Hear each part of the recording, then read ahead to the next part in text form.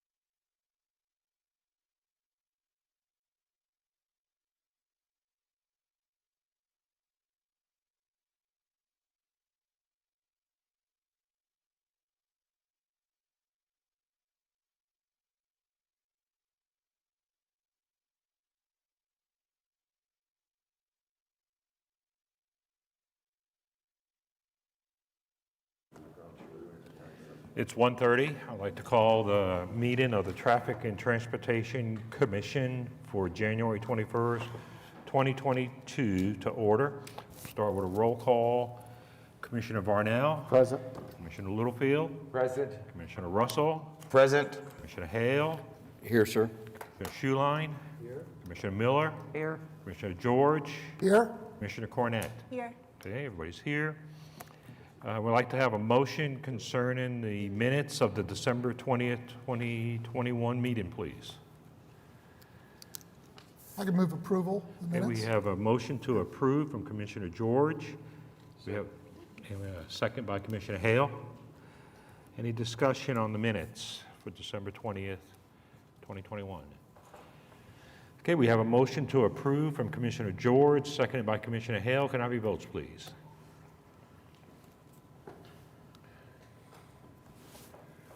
Item has approved with all 9 in favor. Report on licensed taxi and wrecker services. With the new change to the ordinance, that's not going to be held today, and it'll take effect probably later in another two months or so. So that will be coming off of the agenda items soon. Go on to item 4, the consent docket. Is there anybody here to speak against the 2 items on the consent docket? Okay, staff, do you have anything on the consent docket? We have nothing further to add. This is really a housekeeping matter, in as much as Oklahoma City Public Schools has closed 2 facilities. One was several years ago, and one was just this past school year. Neither one will be reused. One is slated for demolition, and the other one has been leased to Sunbeam Family Services. So this is just an item to remove the school zone equipment surrounding these schools. All right, thank you. Do we have a motion concerning the consent docket? Motion to approve. Motion to approve the consent docket by Commissioner Miller. Do we have a second? Second? Second by Commissioner George. Any discussion on the consent docket? Motion to approve the consent docket by Commissioner Miller, seconded by Commissioner George. Can we have your votes, please?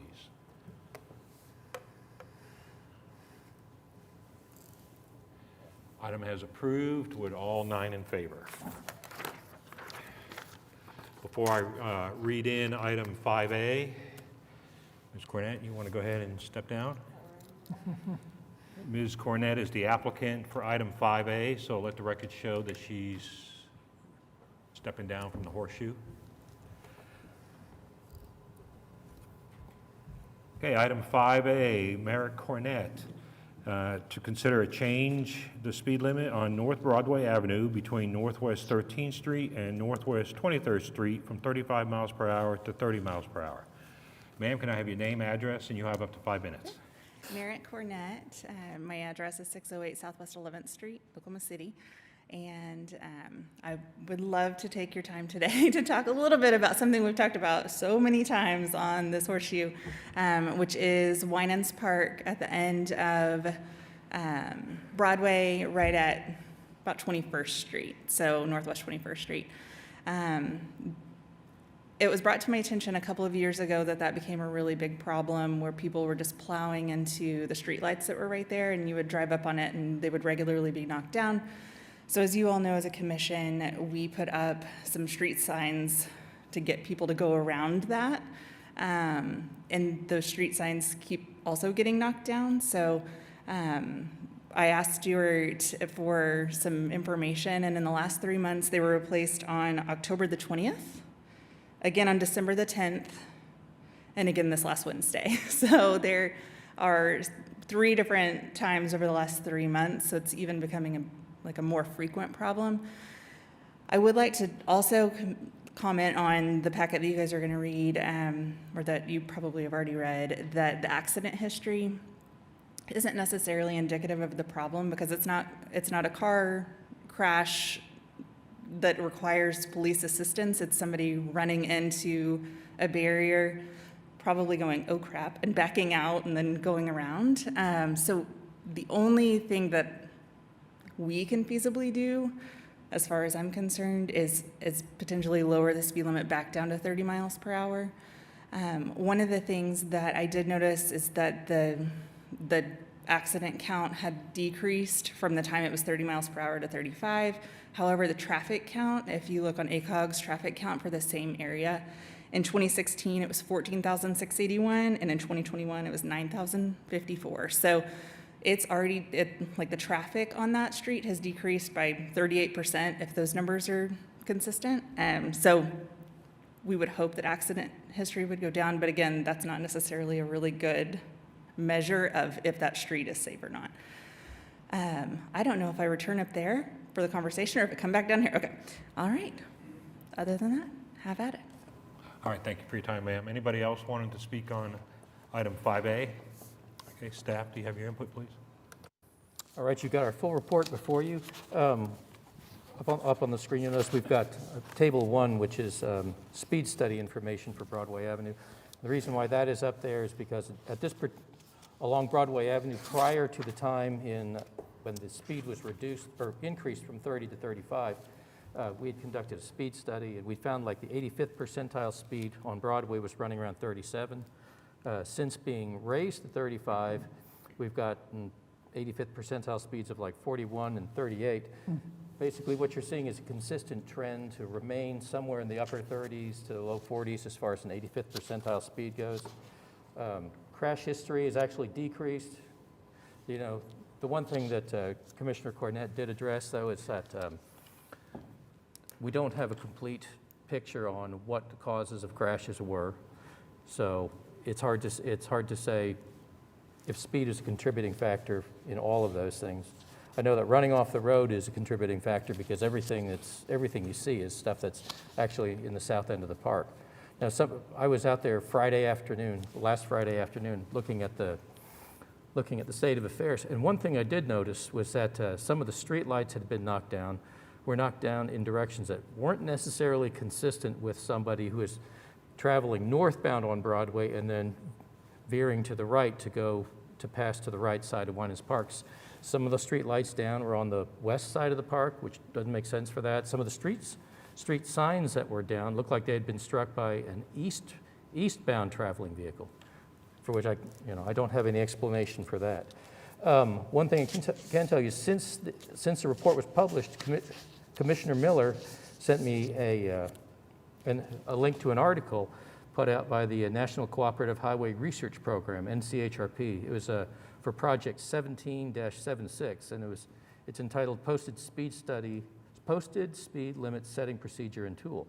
Now, this was just released in 2021, and the takeaway from this particular report is that the researchers who prepared it, they postulate that the 50th percentile speed should be used for setting speed limits because they found crashes on city streets were lowest when the average vehicle operating speed was within 5 miles per hour of the posted speed limit. And in this particular case, It is that way for Broadway Avenue currently. So action on this item to change the speed limit on Broadway will be at the discretion of the commission. I'll be happy to answer any questions that you might have. All right, thank you very much. Do we have a motion concerning item 5A? Mr. Chairman, with all due respect to Commissioner Cornett and very valid concerns she raised, I move the motion not be approved. We have a motion to disapprove item 5A Right. by Commissioner Schuline Second. and second by Commissioner Hale. Do we have any discussion on this item? Yes, sir?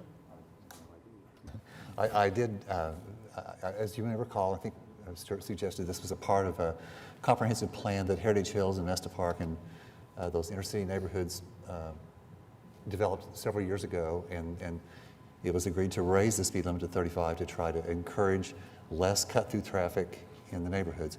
And by all accounts, I mean, the stop signs have probably achieved that. I mean, I don't think that that really is an issue, but in visiting with my friends and neighbors in Heritage Hills and the people in Heritage Hills East, they really don't believe lowering the speed limit is going to affect the issue.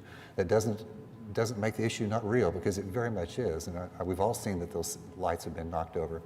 But I'm hoping that maybe with input from the Stewart staff and maybe other folks in Public Works, we can come up with some kind of a structural change or something for the south side of that park to protect the public investment in that park and maybe address this without necessarily lowering the speed limit on that section.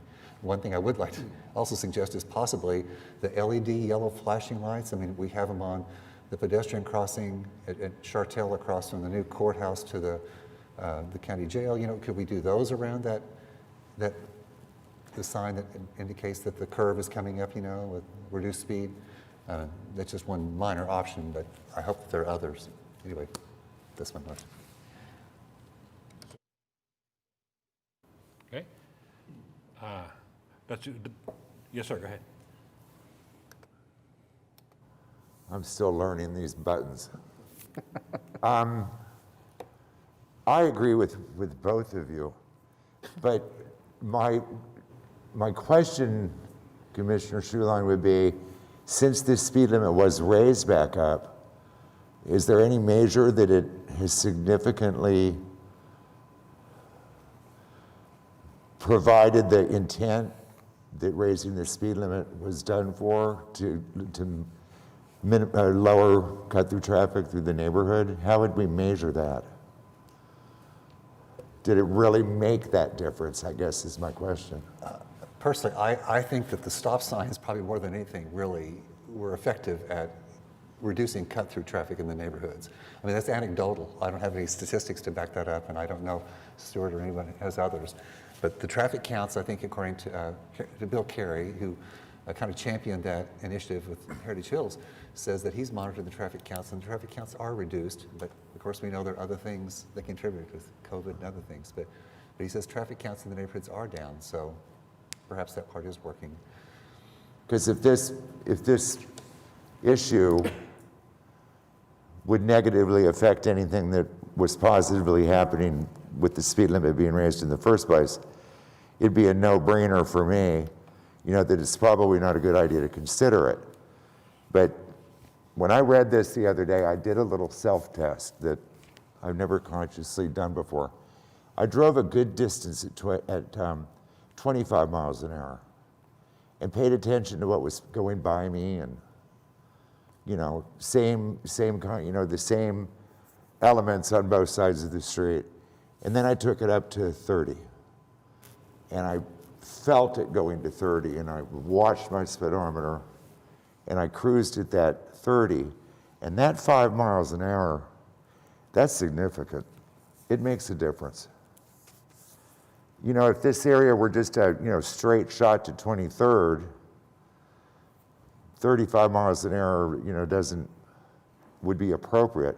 But we have an issue here, in addition to trying to minimize the cut-through traffic in the neighborhood. So those are my comments. All right. Anybody else have comments? Yes, yes, sir. Am I live? No.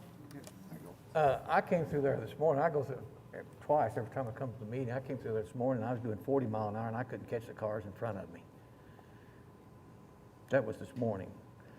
The fact that that's so open on the east side up through there all the way to 13th, there's just no justification for a motorist to drive anything else than what they think is safe and reasonable. And so the 35, and that makes the 85th percentile. So what we'd have to do here is look at the accident that happened and do an accident study and see exactly what happened at the accident. Was it an injury? What was the speed of the car? What damage was done on all the accident? Do an accident report. Do a collision diagram. Find out what's happening down there. And maybe there's a chance of just putting some barrier wall around the nose of that park just to protect if it's the lamps or the signs that you're worried about. Put a barrier in front of them, an approved barrier, and takes care of that. It's just, and the reduction in the number of vehicles, we all know what that's caused. I mean, it's the same everywhere due to the pandemic, but there's just not enough there to justify lowering it below. Even the study that I asked him to do, and that's the latest criteria, was just released, was that NCHRP study about setting speed limits. The tools, give these engineers some tools to go by so that when they come, they can say, here's what I base my study on. So it's just hard for me to go against that without doing the whole thing, doing the study, finding out. There's just some other things to do. And you put such a burden on enforcement. Look how many cars are already breaking the speed limit there. By looking at the 85th, there's 15%. Look at that volume. There's no way they can enforce that. And as traffic engineers, our consideration for our objective is to efficient traffic flow, safety. Okay, and to do that, you've got to have education, you've got to have engineering, and you've got to have enforcement, all working together to come to meet that. So, and all the studies and there's just things that you can do. There's accident study. There's all kinds of things. I went so far in doing my literature research to check. And if you go below the 85th or even the 50th down through there, to get any compliance, it takes legal action. It has to be an established speed limit by authority. And then you still put the burden on them. But to get that compliance, you're just going to have that. And I'll tell you someone, I want to follow it a little bit, but the state of California, they just passed AB 43, their Assembly Bill 43. California allows cities in their business districts, streets, to set the speed limit at 25, provided, there's a kicker here, provided that there's at least 50% restaurants or retail in that area. That'll probably get voted out in a year or two when the traffic starts doing it, because there's other places that are prima facie. I mean, but to get that, you just have to have a law change, and I don't know where you're going to get that in Oklahoma right now. But these studies and these things, you can set it at 30, you can set it at 25. That's not going to change what people drive down there. That speed limit sign is not going to do it. So if we got an accident problem hitting the signs down there, then we need to look at what caused that accident. We can't just use one. I mean, was the guy inebriated, fell asleep, dropped his Coke? There's so many factors that needs to be considered, and that's why you do an accident study, to factor it into your overall traffic plan. So I can't support lowering the speed limit there for right now for those reasons. All right. Yes, ma'am, please. I would like to address a little bit of that and just say that I absolutely agree that I don't think the speed limit is the answer to this. I just wanted to get the issue in front of the commission so that we could come up with a solution, because there's obviously a problem there. We don't have any way to change the infrastructure of the street, but by getting it on the docket here, I think we can have a constructive conversation that's not condescending, to let the traffic department know that something is wrong and that we actually need to take a look. If it's accident history, which the problem is, it's not, like, we don't have crash history, because that's somebody running into the pole and backing out and driving away. We don't have the ability to look into what's happening multiple times. So this was solely to get it in front of this commission so that we could have a constructive conversation. I'm not sitting here saying we need to drop every speed limit and we need to make sure that this is our policy. That's not what I'm trying to do. And I really want you to know that, because I feel like that's what you're trying to get from this, and that's not what's happening. Well, I understand, and doing an accident study, you also establish the severity of it. Non-injury, injury, and that sort of thing. That also factors in to your decision on how quick and what you need to do. So, but yeah, I understand. We only have stop signs and speed limit signs. Exactly. And even, and I forgot to mention that when you do set it down below 25 or so, if you don't have traffic calming measures in place, you're not even going to get it then. Yeah. You're either going to have, you're not going to get it, so I couldn't it's just. I but- couldn't ask for a road diet on this street because that's not within our purview. I would absolutely No. do that. I would ask for us to have some kind of conversation about putting a curb along that west side to make it a narrower area where people don't feel like it's super safe to go 40 miles around the corner. Like there are a lot of things that I think we should do, but I could not request those. Yeah. And I think that's what we're getting expressed here now. Yeah. Is that we need to look at that, what caused the accident, the reason for it, and then what can we do there? But if it's just knocking down the street sign or the signs or the light, then that tells me that, okay, we can do something about that. But we don't penalize all the drivers for one person's mistake. We don't make law breakers out of law abiding. And that happens when you set speed limits lower than the 85th or even the 10-mile-an-hour pace speed, and that's another consideration, but it's going to be on the higher end. So I looked at both of them. They're all going to come out 35 or better. Okay, so when we had the talk last time about that circle there at the park, what was done by the staff? What was put up? Was a caution, 25-mile-an-hour circle thing, or?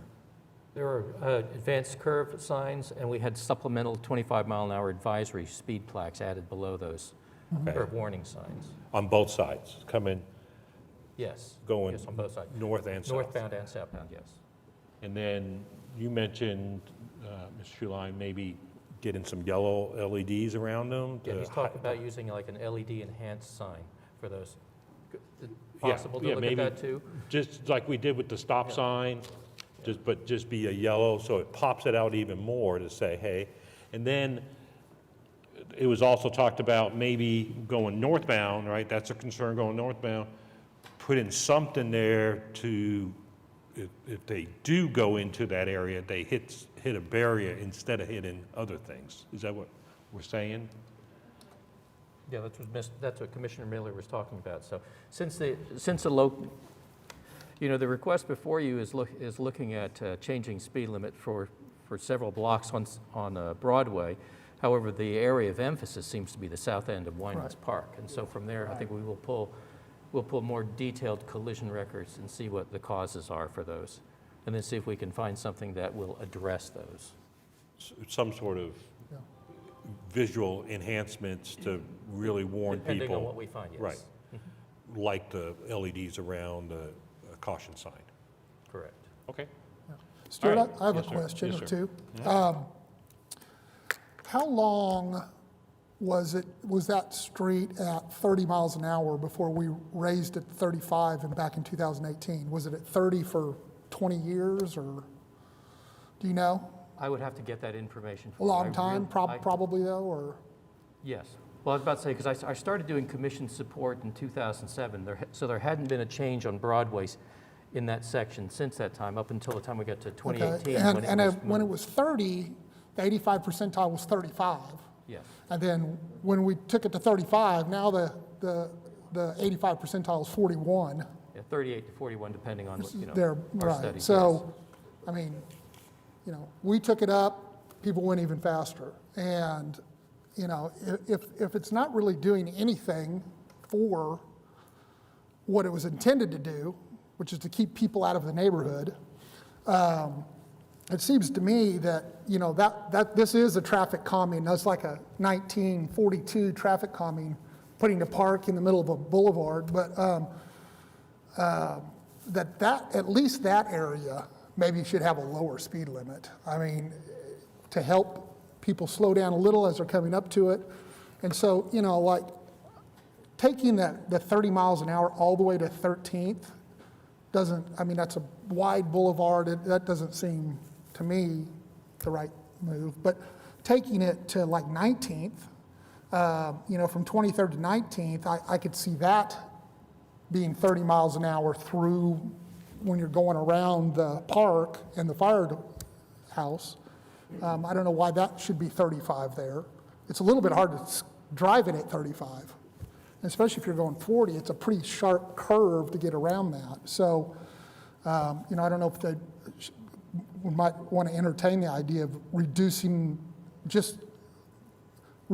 speed limit to, say, 19th, where you get, you know, a half a block or a block out of the park area, and then leave it at 35 the rest of the way. But that would be my suggestion on this one.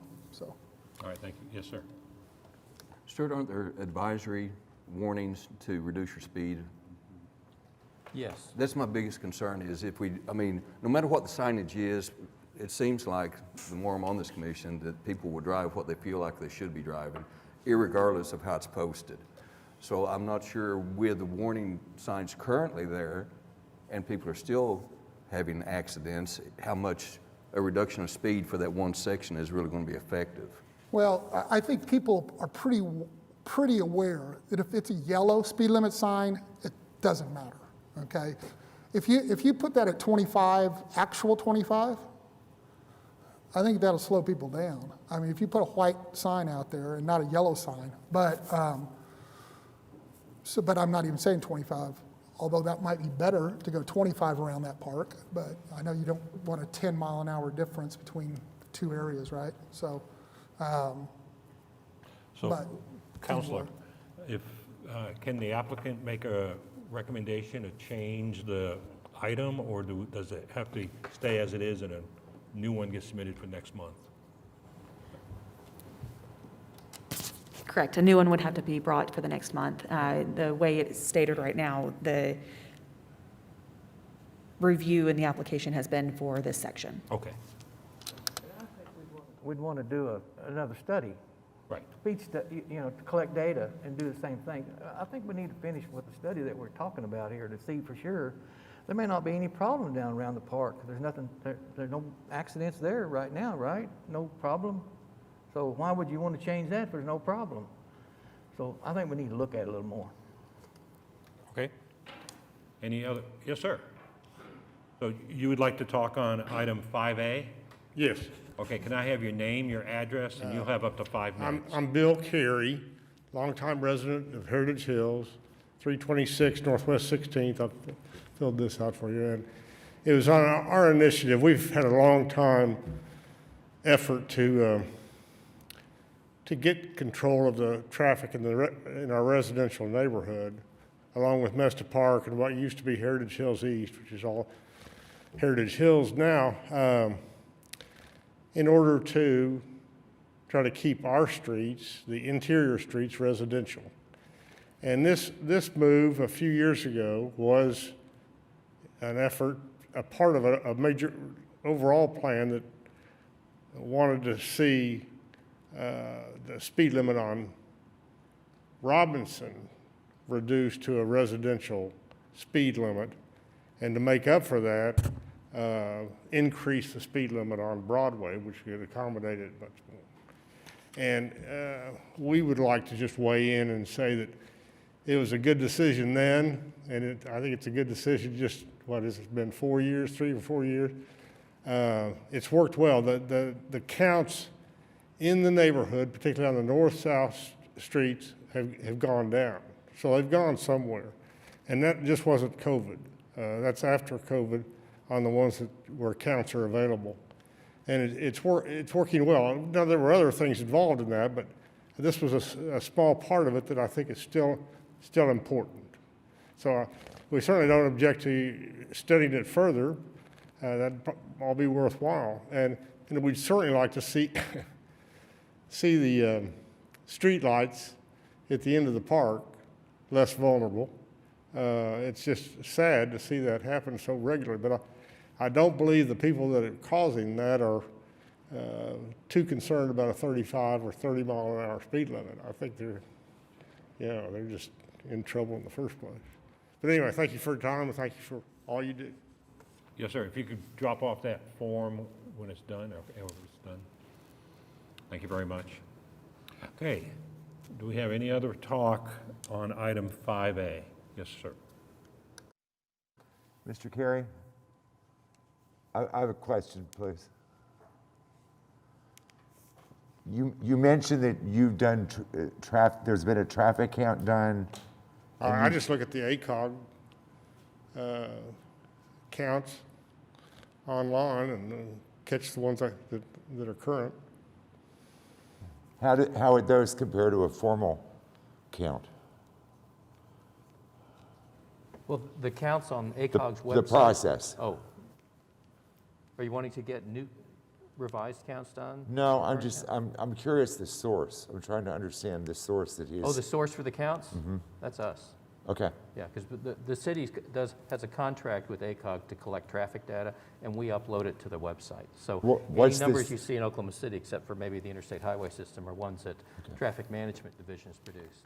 What's the difference between what it was and what it is now, a percentage reduction? Oh, I didn't bring that with me, but I can remember that Hudson, which is the street I live on, is significantly down from, say, 1,200 and approaching residential levels of 700 or 800. Harvey's the same way. Walker has even shown significant reductions. Chartel's a real problem. Robinson is down, 20% probably. Do you think you would attribute it to that specifically to the speed limit change or to the stop sign change? Because where my brain is, very respectfully, neighborhoods are my priority, protecting in any way I can with cut through traffic and speeding, but a park is a pretty significant element as well. And I want to protect parks, especially one is, sitting in such a vulnerable position as this is. I'm not here, I'm really confused today whether or not a speed limit reduction would have any impact at all, but something needs to be considered there. It's important to this city to protect our parks. Yeah, we as a neighborhood would really like to be able to use that park more, but then we get into cross purposes here. Would there be any consideration with the Heritage Hills neighborhood partnering with the city to help do something with the park, with this barrier area, and maybe? Sure, we'd look at that. Brent Wall, a member of our board, who lives in the old Heritage Hills East, has a plan for redoing it, making it more attractive, and probably would incorporate something at that south end to.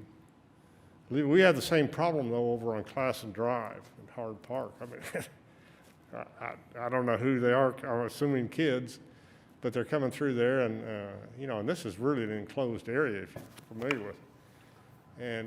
But it goes up to Classen Drive goes up to a park also, Horn Park, and invariably, I don't know, once a year, once every 2 years, somebody's up in the park. Well, maybe this would be a really interesting and viable solution, is the neighborhood working with the city and the park and adopting it, and perhaps then it would have more utility to your neighborhood. Right. It would help relieve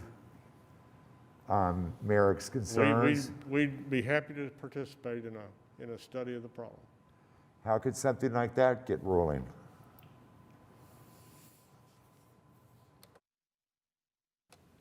It may be a discussion that needs to take place with the Parks Department to see if there's, see what they'd be amenable to, I mean, since it is under their control. Now, you did have a question about traffic counts, and I pulled up ACOG's website, and we have the highest count we have in the vicinity of Winans Park in 2021 was 10,265 vehicles per day. Previous to that, we had a count of, in 2019, of 13,771. In 2016, it was 14,785. And in 2012, it was 12,900. So it's remained within a couple thousand. I mean, you can't get the same counts on the same road 2 days That's in a row. Broadway. But more than one element has been put into place to help accomplish that, and it's hard to identify which. Is it the stop signs or is it the speed limit? Exclusively one over the other or a combination of both? It's interesting. Yes. But, to me, our community should have a really sincere concern for its parks. And I don't think that it's really appropriate for a neighborhood to argue, well, we want a speed limit to remain such because it protects our neighborhood, and kind of just to sort of ignore the significance of it negatively affecting a park. So I'm appreciating this conversation. Okay. I would say that if Broadway traffic has not really increased with the increase in speed limit in any big percentage, but the interior has decreased, it's the stop signs. I mean, it's not the speed limit. So again, I would be in favor of reducing the speed limit around the park area in some form or fashion, I guess at the next meeting or sometime in the future. I'd like to make one other suggestion as I'm looking here. The warning sign is a curve sign. It's 25-mile-an-hour speed limit. Normally, that's associated with an advanced turn sign. So, and I would recommend that be changed to a turn sign and maybe increased to 36 or 48 inch. We can look at doing that. I was about to say, because the I supplemental think the package. manual would call for a reverse turn sign or return sign rather than just a curve sign. And that kind of lets the driver know, a lot of people can make a curve at a certain speed, but if they see one of these, they know, oh, I better slow down for that maneuver. Okay. Any other talk on item 5? I just wanted to bring up what Commissioner George brought up as well, is it looked like the slower speed did actually reduce the 85th percentile. We read research all the time that doesn't affect it. But the speed was almost identical to the decrease in speed. The 85th percentile went from 30 to 37 and then 35 to 41. So it appears to have decreased the speed at that area. And anyway, I just wanted to bring that out that our own research showed that there was an effect. Okay. Any other talk on item 5A? I'd just like to Yes, sir. mention Red's idea about that yellow curve, instead of putting the curve, but make it a sharp 90-degree. I think that could help, and a larger sign, as he suggested. I think those are great ideas. And then also maybe put in a yellow LED around it, if we can do that. Okay. Any other talk on item 5A? Okay, we have a motion to disapprove item 5A from Commissioner Schuline, seconded by Commissioner Hale. Can we have your votes, please?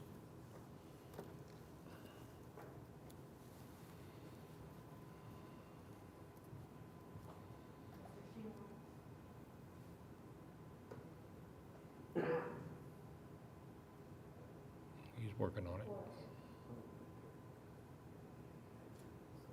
There it is.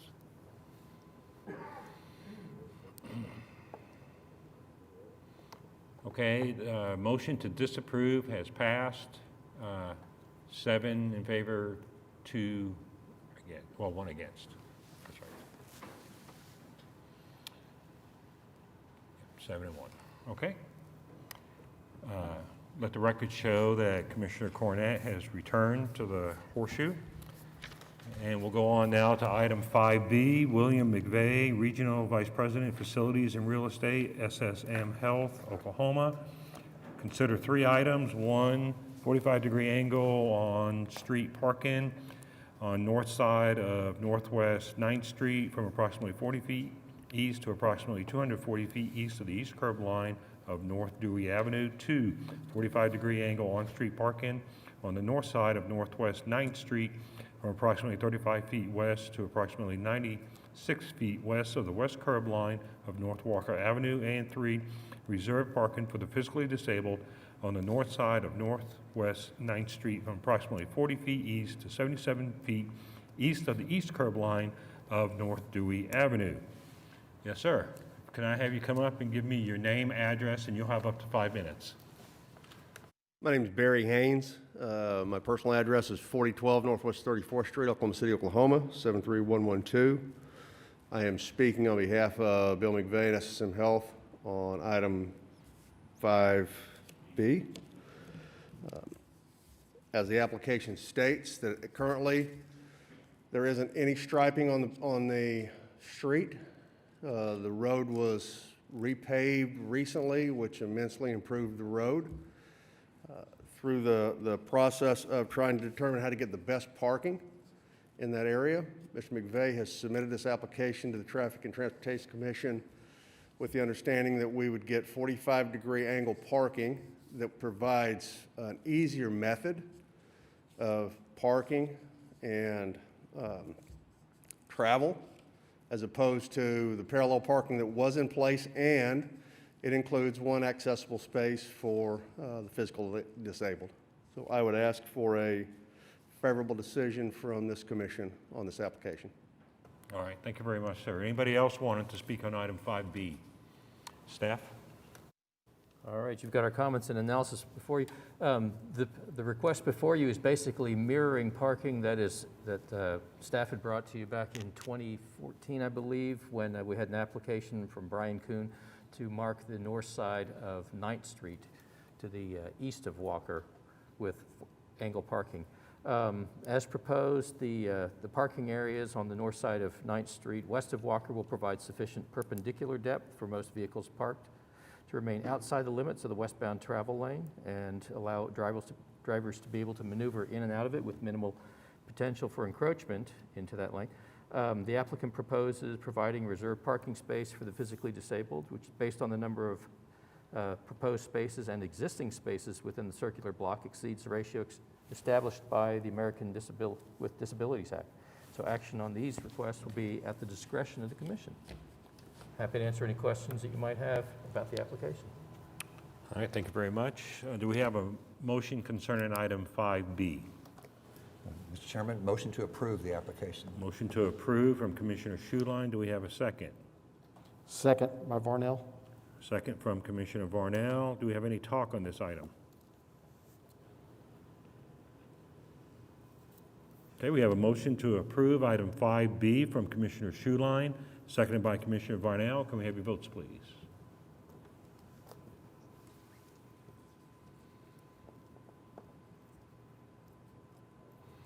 Item has passed. Would all in favor?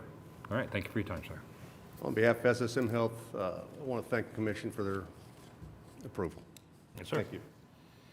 Okay, we go on now to item 5C, Tim Brenninger, Site Manager, DoorDash, to consider change 2-hour time-limited parking to 15-minute time-limited parking on the north side of Northwest 7th Street from approximately 160 feet west to 223 feet west of the west curb line of North Hudson Avenue. Hi, sir. If I can have your name, address, and you have up to 5 minutes. My name is Tim Brenninger. The address is 15709 Teasdale Road, Edmond, Oklahoma, 73013. I work for DoorDash. We are opening a facility in Oklahoma City that is going to be called Dashmart.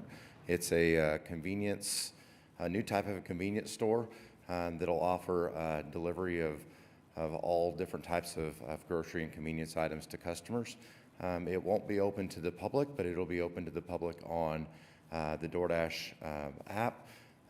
And so this facility is going to see a high number of vehicles coming by, picking up orders to deliver to customers.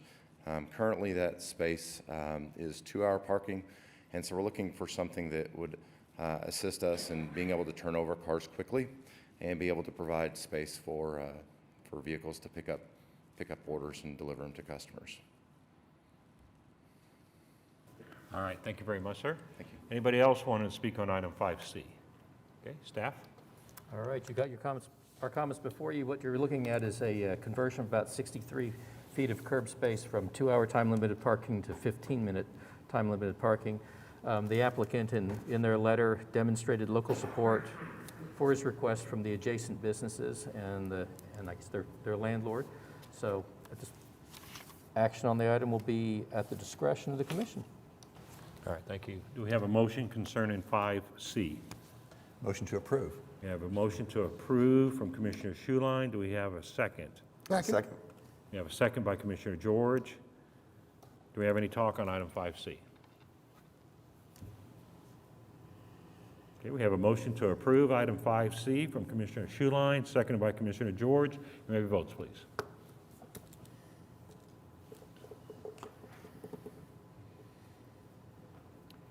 Item as passed with all 9 in favor. Thank you for your time, sir. We go on now to item 6, comments from citizens. Do we have anybody wanting to speak to us? Okay. We go on now to item 7, reports and other items. We'll start over here with Commissioner Varnell. I don't have a lot, but I do want to thank Red Miller. I hear you are stepping down and retiring from the commission after today's meeting. I can speak for everybody when I haven't talked to him. We've learned a lot from you. Your knowledge, it's going to be hard to replace, impossible to replace, but thank you for all your time and efforts for this commission over the years. Okay, thank you. Commissioner Littlefield. Me as well, Red. Thank you. I've learned a lot from you. I'm a lot more conservative than I used to be. Thank you for that. And then I've got one other thing that I'd like to bring up just for us to think about. At our last month's meeting, our counselor at the time commented about state law, the state law regarding bicyclists and red lights. And only Stuart will understand this, but I did talk to my mom. Am I to understand that the municipal law could be more strict than state law?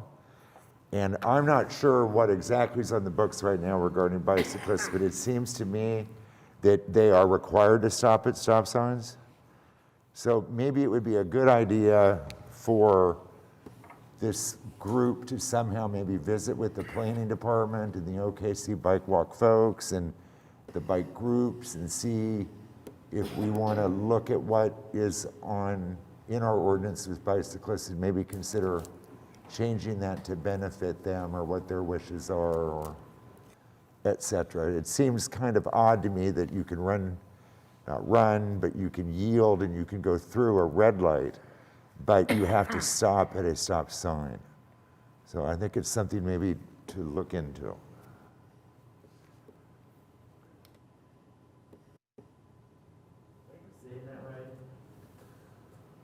Yes, the way that House Bill 1770 is written is that cyclists, if they recognize that they're approaching a stop sign, there's not compelling reason to stop, like there's active traffic on the cross street, they can proceed through without having stopped. But at a red traffic signal, they're required to stop, but if there is a break in traffic that they can pass through, once they've stopped, they can proceed through on the red. Okay, I misunderstood it, but that is contrary to state law.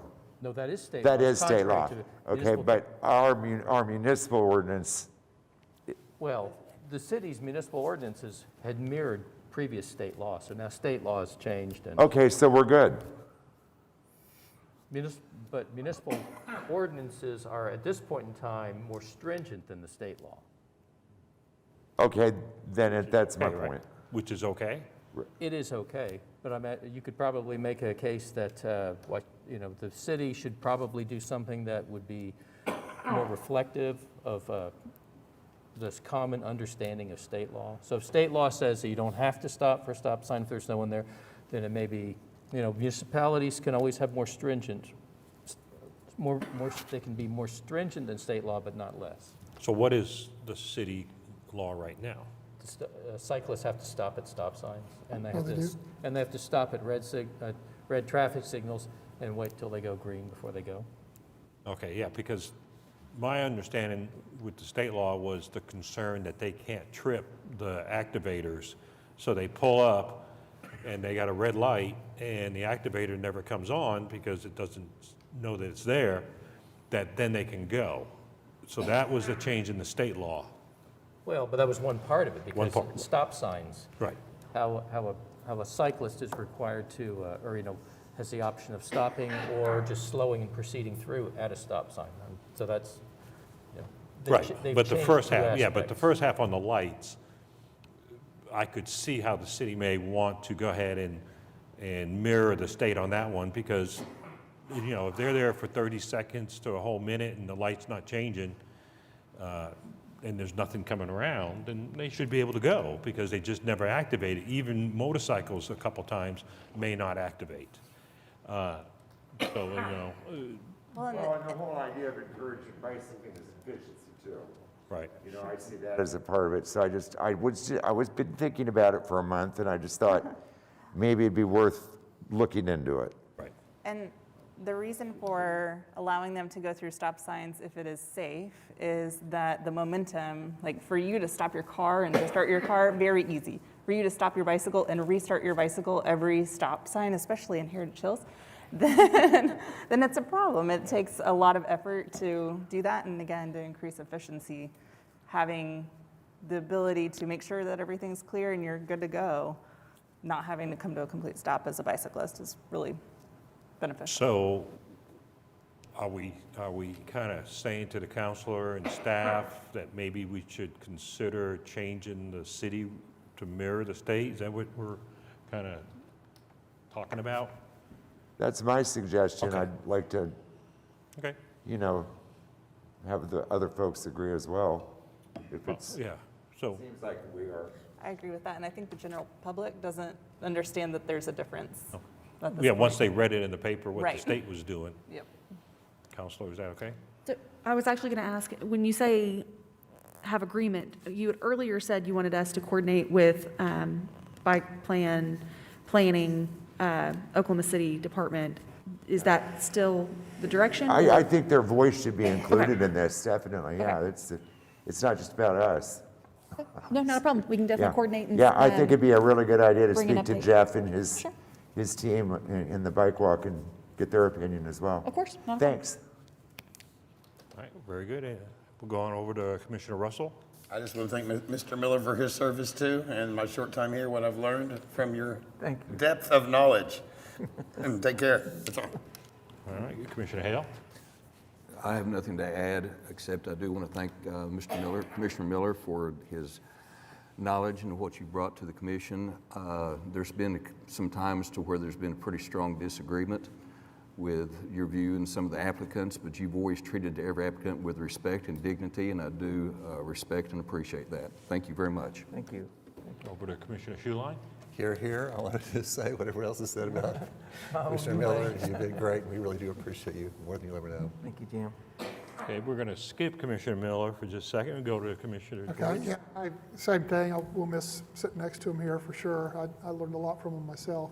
But for Rob to say that he's conservative now, that's just crazy. Okay, over to Commissioner Cornett. I also want to thank you, Ed. You and I have gone toe-to-toe in my short 2 years already here. I'm not quite as conservative as Rod over here, but you got me a good. So thank you for everything that you've done. I don't have anything else, though. You're welcome. All right, and I just want to say the same thing. Thanks for everything. And we'll finish with you. Well, I mean, to hear Rob's statement, I mean, mission accomplished. No, I spent my whole career with the Department of Transportation, and, I was drafted into a traffic engineer slot in western Oklahoma, and then they actually transferred me back to the city, and his role as the Assistant Chief Traffic Engineer for the state. I just went to all the schools and had to do all the research and had to do the same thing. I had to present items to the Transportation Commission to get them to approve things, you know, requests that came from, and y'all all know, some of these things are political, and that's part of it. I mean, you have to understand that that is part of it. So once a law was passed for something, we didn't have to worry about it anymore. We didn't try to, you know, one way or the other. That was the law, so that's what we're going to set the speed limit at or something like that. But what we learned, how to set them, that sort of thing, but it was part of it. But I just, if anything, they call it the 3 E's of doing this work. It's education, engineering, and enforcement. They all got to work together. But I appreciate every one of you. I've had fun, and I hope I haven't really upset anybody too bad. And I know some of the others, but that's just how I felt, and I just couldn't go against my discipline. So thank you, everyone. Thank you for your comments. Okay, Counselor? If I may say thank you as well, and I hope that you enjoy the rest of your month off. Law I'm enforcement? really looking forward to. I've got a great granddaughter that's going to come into this world in a week or so, and I'm going to be there when it. Congratulations. Nothing? Staff, any final? All right, you've got our standard report on yield controls put in administratively, and I do want to say, Red, thank you very much for your years of service on the commission. I know this body's really benefited from it, and I've enjoyed having a kindred spirit with similar background to be able to exchange ideas with. So, thank you very much. Okay, do we have any other business for the Traffic and Transportation Commission today? All right, we stand adjourned.